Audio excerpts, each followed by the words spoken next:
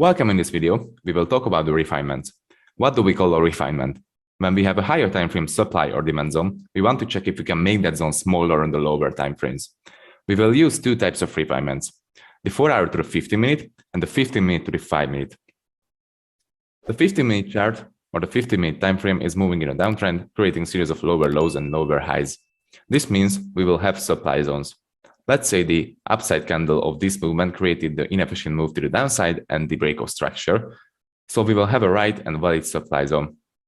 If we switch to the 5-minute chart, inside of this 15-minute supply zone, we will find a much smaller zone because the 5-minute candle before the inefficient push will be significantly smaller, and we can use this zone as our 5-minute refinement.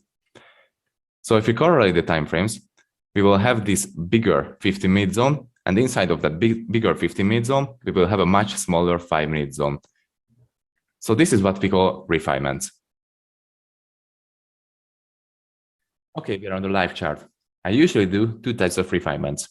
The first one is the 4-hour zone refinement on the 15-minute, and the second one is the 15-minute refinement on the 5-minute.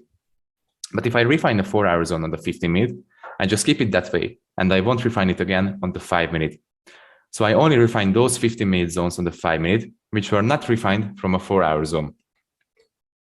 Okay, as you can see, currently we are on the 15-minute chart, and I will show the 15-minute to the 5-minute refinement first. Price was moving in an uptrend here, creating a series of higher highs and higher lows. After this, price changed character to the downside with these two inefficient candles.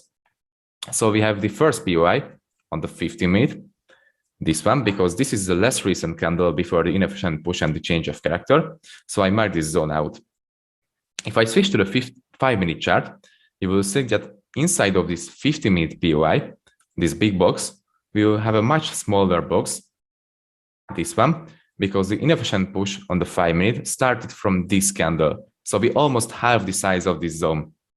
With these refinements, you can have much smaller zones, and you'll have a more precise area of the possible turning points or target points. So if you were in long trades, for example, from here, you will target this area, this 5-minute refinement, and not the 15-minute, and you will have a higher risk-reward ratio. And if you are waiting for a turning point, you will aim for this 5-minute refinement and not on the 15-minute, because you know that inside of the 15-minute POI, you will have a smaller 5-minute POI, and you will wait for a reverse point on this 5-minute POI. This is the power of the refinements. Let's see this on the 4-hour to the 15-minute chart refinement.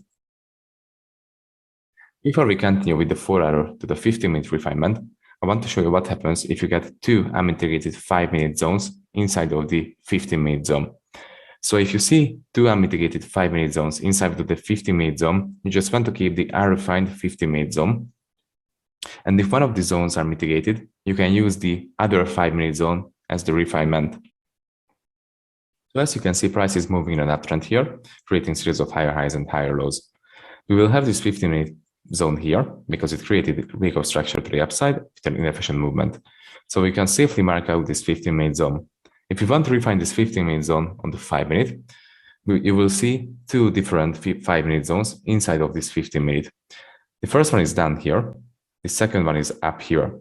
The first one has been already mitigated by price. So this means you can safely use the upper one as the 5-minute refinement. But if price didn't mitigate the first one, so it has been left unmitigated, you can't use double zones. You will have to use the full 15-minute zone as your demand zone. So you can't refine it.